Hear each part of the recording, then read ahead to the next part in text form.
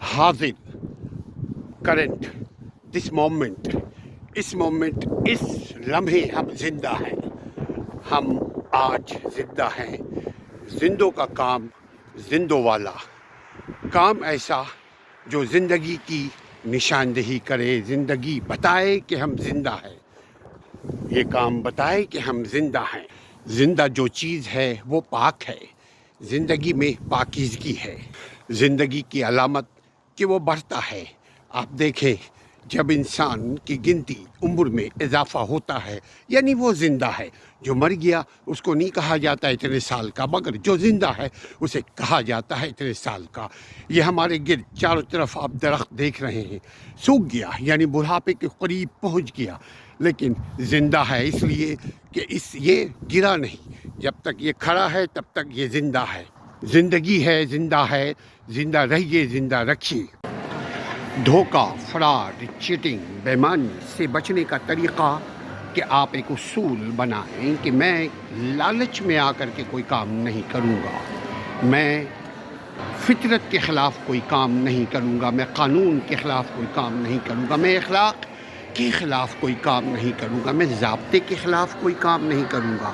آپ ہر قسم کی برائی سے بچیں گے، ہر قسم کے چیٹر سے، ہر قسم کے فراڈی سے، ہر قسم کے دھوکے بازوں سے بچیں گے اگر اپنا اصول بنایا کہ ہم نے یہ نہیں کرنا اور یہ کرنا ہے۔ اور اگر لالچ میں آ گئے کہ فلاں جگہ پروفٹ مل رہا ہے، غیر فطری طریقے سے، غیر قانونی طریقے سے، غیر عقلی طریقے سے اگر آپ کو کوئی فائدہ پہنچ رہا ہے، اس کا مطلب ان فیوچر آپ فراڈ کا شکار ہوں گے۔ اپنا اصول فراڈ سے بچاتا ہے، اور اصول قانون کتابیں ہو تو آپ فراڈ سے بچیں گے، اصول اخلاق کتابیں ہو تو آپ فراڈ سے بچیں گے۔ خود پر بھروسہ، خود پسندی، انا پرستی، سوچ میری، سوچ اپنی اپنی، پھر بھی انسان محتاج ہے۔ انسان ایک حد تک اپنے سوچ پر قابو پا سکتا ہے، ایک حد تک انسان اپنی سوچ پر عمل کر سکتا ہے، مگر سدا نہیں۔ انسان کا محتاج ہے۔ اللہ نے ایسے ہی انسان کو تخلیق کیا ہے۔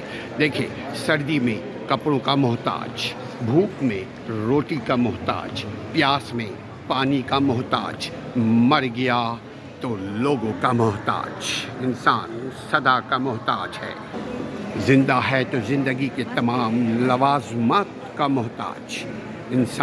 انسان کا محتاج۔ انسان کو اللہ نے ایسا ہی تخلیق کیا ہے۔ انسان پر انا پرستی زیب نہیں دیتا۔ علم انسان کو بہادر بناتا ہے۔ Knowledge is a powerful tool for successful people۔ علم انسان کو بہت بہادر اور دانشمند بناتا ہے۔ علم سے انسان کو پہچانتا ہے۔ علم انسان کی شناخت ہے۔ علم کامیابی کی چابی ہے۔ علم انسان اور دوسرے مخلوق کے درمیان فرق ہے۔ علم انسان کو بہادر بناتا ہے اور علم انسان کو عقل مند بناتا ہے۔ انسان سوچتا ہے کام کرنے سے پہلے اس کا انجام کیا ہوگا۔ علم سے دنیا ترقی کرتی ہے۔ دنیا میں جتنی بھی ترقیاں تخلیق ہوئی ہیں وہ سب علم ہی کے مرہون منت ہے۔ علم حاصل کیجئے، علم کی حوصلہ افزائی کیجئے۔ علم اسی کو ملتا ہے جو علم کو پسند کرے۔ جو علم والے سے نفرت کرے اس کو علم نہیں ملتا۔ خود غرضوں کو کبھی عزت و احترام کا مقام نہیں ملتا۔ خود غرضوں کی کبھی سیلف رسپیکٹ نہیں ہوتی۔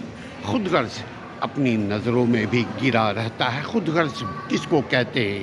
یعنی سیلفشنس کس کو کہتے ہیں؟ اپنا الو سیدھا کر لینے کو، کسی سے کام نکال کر اس کو بھول جانے کو، جان نہ جان میں تیرا مہمان بن جانے کو۔